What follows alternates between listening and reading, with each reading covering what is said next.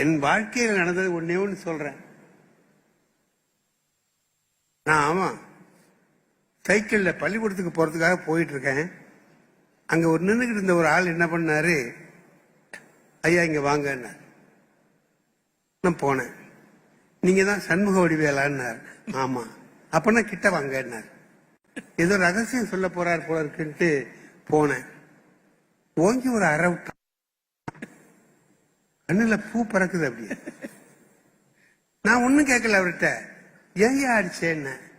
அதுக்கு அந்த ஆள் சொன்னா, ஏதாவது கேட்டா இன்னொரு அரை விழுவுன்னா ஒண்ணு போறோம் போவோன்ட்டு பள்ளிக்கூடத்துக்கு போயிட்டேன். ஆனா மனசு அதையே நினைக்குது. இப்ப மனம் என்ன நினைக்குதுன்னு கேட்டீங்கன்னா, இப்ப அவன் நம்மள அடிச்சுட்டான். இதுக்கு நம்ம என்ன பண்றது? திருப்பி அடிக்கலாம், நம்மளால முடியாது. ஒரு ஆளை வச்சு அடிக்கலாம், செலவாகும்.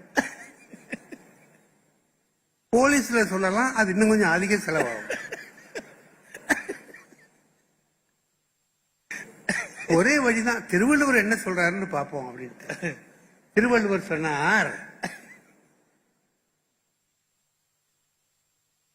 யாராவது உனக்கு கெடுதல் பண்ணான்னா, இன்னா செய்தாரை ஒருத்தல் அவர் நானு நன்னயம் செய்துவிட. இந்த பாரு, உனக்கு யாராவது கெடுதல் பண்ணான்னா அவனை தண்டிக்கிறதுக்கு ஒரே ஒரு வழிதான் இருக்குன்னா. என்ன வழி? அவனை நீ திரும்ப அவனுக்கு ஒரு நன்மை செய்ய. நீ நன்மை செய்யறத பார்த்த உடனே அவன் தலை குனிஞ்சு நிற்பாங்க. அவர் நாணம் அடையும்படியாக நன்மை செய்யன்னு சொல்றார். நான் பார்த்தேன், இது நல்ல வழியா இருக்க, செஞ்சீங்களா? நான் என்ன பண்ணேன், என்னைக்காச்சும் ஒரு நாளைக்கு அந்த ஆளை பார்த்தோம்னா ஒரு நன்மை செய்வோம், அவன் நம்மளை கண்டு தலை குனிஞ்சு நிற்பான் அப்படின்னு நினைச்சுக்கிட்டு தான் இருந்தேன். அன்னைக்கு சாயந்தரமே அந்த வாய்ப்பு கிடைச்சு போச்சு. பள்ளிக்கூடம் விட்டு போகும்போதே என்ன அடிச்சவனே ஒருத்தன் அடிச்சுக்கிட்டு இருக்கான். அடி என்ன, அவன் ஒரே ஒரு அறை தான் அரைஞ்சான். அவனை ஒருத்தன் குத்துறான், உதைக்கிறான், கண்ணா பின்னான்னு திட்டுறான், என்ன பண்றான். நான் பார்த்தேன், இப்ப போய் அவனுக்கு ஒரு உதவி செய்வோமே, திருவள்ளுவர் சொன்னதை செய்யலாமே அப்படின்ட்டு போய், ஏன் அவனை அடிக்கிறேன்னு கேட்டேன். அதுக்கு அடிக்கிற ஆள் சொன்னா, எனக்கும் அவனுக்கும் உள்ள விஷயம், நீ போ. தெருவில் ஒருத்தர் அடிச்சாக்கா நான் கேட்காம போக முடியுமா? ஏன் அடிக்கிற? போயா, 10 ரூபா வாங்கினாயா, 4 வருஷம் ஆச்சு, கொடுக்க மாட்டேங்கிறான். எப்ப கேளு, காலைல தரேன், நாளைக்கு தரேங்கிறான். இன்னைக்கு கேட்கிறேன், 4 வருஷமா கொடுக்க மாட்டேங்கிறியாடா பாவின்னு. அதுக்கு அவன் என்ன சொன்னான் தெரியுமா? என்ன சொன்னான்? உனக்கு முந்தி கொடுத்தவன்லாம் சும்மா இருக்கான், நீ ஏன்டா பறக்குற? 4 வருஷம் தானே, 6, 7 எல்லாம் சும்மா இருக்கான். நீ 4 இருந்து இவ்வளவு பரப்பு பறக்கிற, பேசாம இரு, வருஷப்படிதான் வரும் அப்படின்ட்டான். அதுக்காக தான் அவனை அடிச்சுக்கிட்டு இருக்கேன். ஏயா, 10 ரூபாங்கிறது ஒரு சாதாரண விஷயம், அதுக்காக ஒருத்தனை போட்டு அடிக்கிறியே. அதுக்கு அவன் சொன்னான், அப்படி உனக்கு ரோசமா இருந்தா அந்த 10 ரூபாய் நீ கொடு.